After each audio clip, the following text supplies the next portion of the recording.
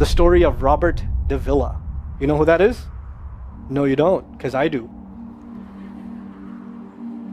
3 months ago, I gave khutbah in Fort Worth. I haven't been to that masjid in 4 or 5 years, and they invited me for some reason, and I went. And I gave khutbah there. My khutbah was about dua. An Egyptian fellow comes up to me, a young man came up to me afterwards, he goes, Allah fulfilled my dua today. And I said, what's your dua? He said, my dua was that Nu'man Ali Khan should meet Robert Davila. I was like, are you Robert Davila? He goes, nope, I am not Robert Davila. Robert Davila is my friend. But I think Allah is fulfilling my dua. I was like, fire away, I want to know. Robert Davila is a young man who lives in a town 40 minutes past Fort Worth. He was a farmer, young guy. And he was hit with some sort of genetic disorder that kicked in later on in his life, and he became paralyzed from the neck down. And he lives in a nursing home. Most people in that nursing home are 90 years, 100 years. They're really, really old people. And then there's, his room where he's paralyzed neck down. He's the only 30-something-year-old that is in the nursing home, okay? And he's been in that nursing home for the last 10 years. His family got a computer for him that's voice activated, so he can give voice commands, put a headphone on and Google stuff and search stuff so he can surf the web and find information. In his room, and by the way, staunch Christian family, the minister comes and prays for him every week and things like that. And his best friend was in the bed next to him. One of his best friends. He became best friends because he met him at the nursing home. This person was also paralyzed and he needed a new liver. Okay? A liver transplant. He was waiting for a liver transplant. And they used to talk about, God and things like that all the time. They were good friends. Finally, his best friend got a call that there's a donor available for the liver. So he's so excited. He goes, Robert, I'm going to miss you, but I'm going. I've got a donor. So they take his friend and they go into the operation, and his friend died at the operating table. Now his friend, who's also a Christian, the deceased friend, his sister, took one of the amulets of his friend, a crucifix, and she gave it as a gift to Robert. This is a reminder of your old buddy. So he hung it on the side of his hospital bed. Robert Davila lives a pretty decent life in there. The nurses take care of him. He's a happy guy. And one day he goes to sleep and he sees a man in his dream. That man says his name is Muhammad. And he says, pointing at the crucifix, God did not send messengers so they would worship the messengers. God sent messengers so you could worship God. And Jesus was just a man. He walked in the markets and he ate food. He walked in the markets and he ate food, and the dream stopped. He only knows that Jesus was just a man. He knows there's a man named Muhammad that said that to him. He said that messengers came so people could worship God and not the messengers. This is all he knows. So he starts Googling Muhammad. He finds Islam. He takes Shahada. When he takes Shahada, he wants to learn about the Quran. So he goes on these chat sessions and finds somebody needs to teach me Quran. He finds a brother in Egypt that he gets together with on Skype to try to learn Arabic. Learn the Arabic alphabet.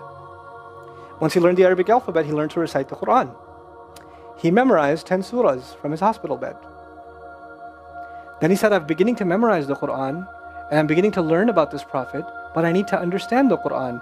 So he starts Googling how to understand the Quran. And for some reason, he ends up on my videos. And he starts watching my stuff.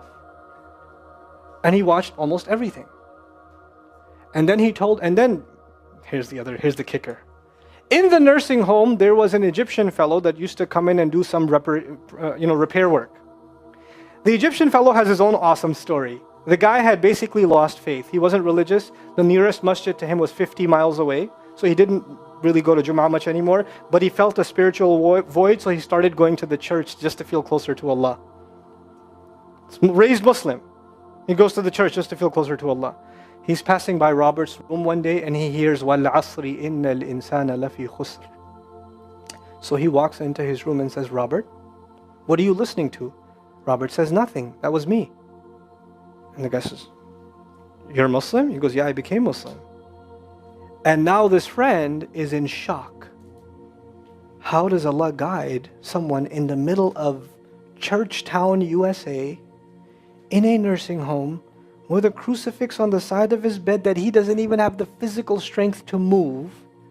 And the guy himself says, I want to come back to Allah. So he tells him about his, the friend he found online, Norman Ali Khan.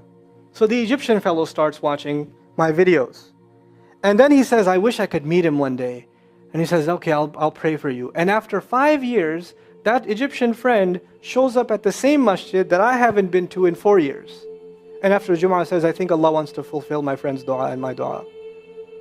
So I said, I think He does. Let's go. So I took a few of us and we went. And we met with Robert.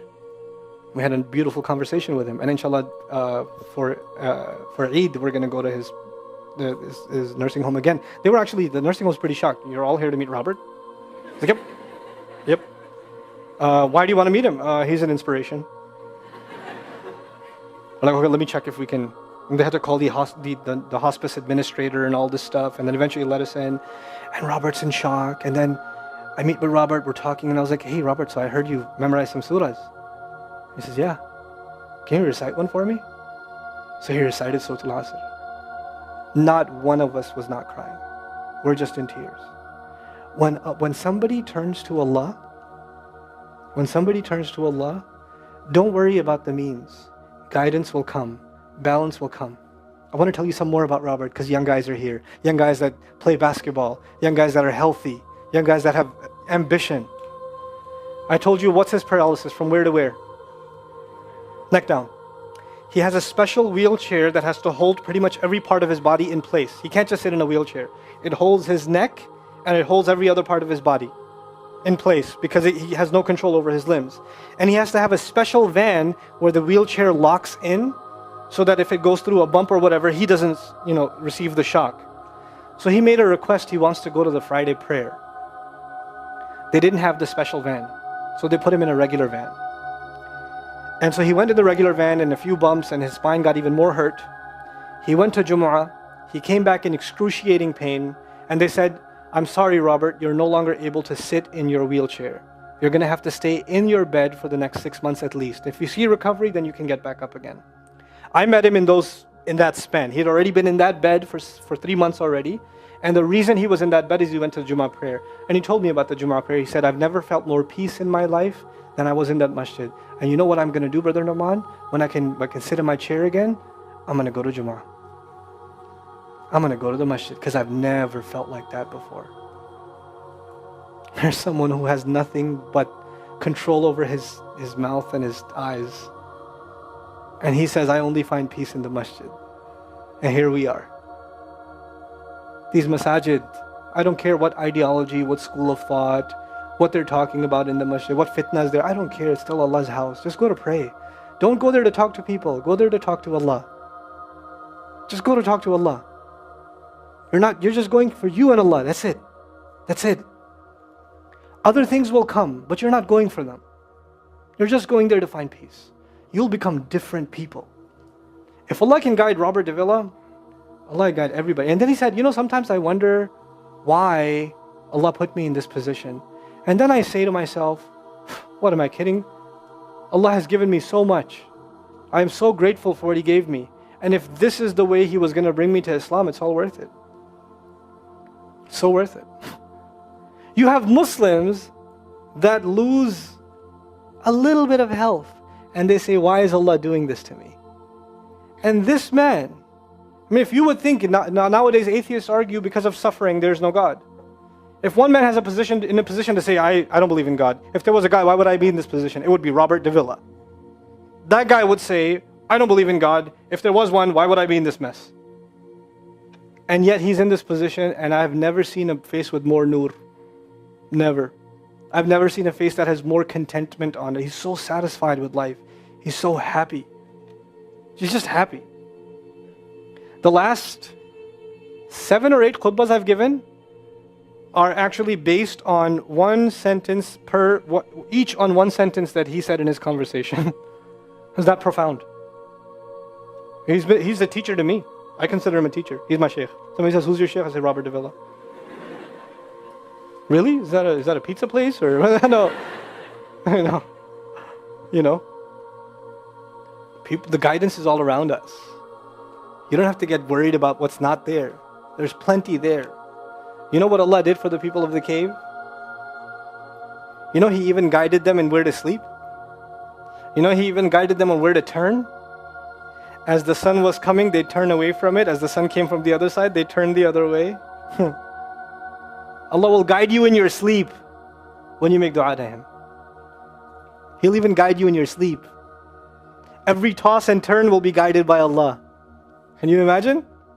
We shouldn't be skeptical in Allah's guidance. We shouldn't worry about how am I going to find balance. No, that's Allah's job to guide you. Your job is to talk to Him. Your job is to get sincere. That is the message I have for you. That is how we're going to find balance. Honestly.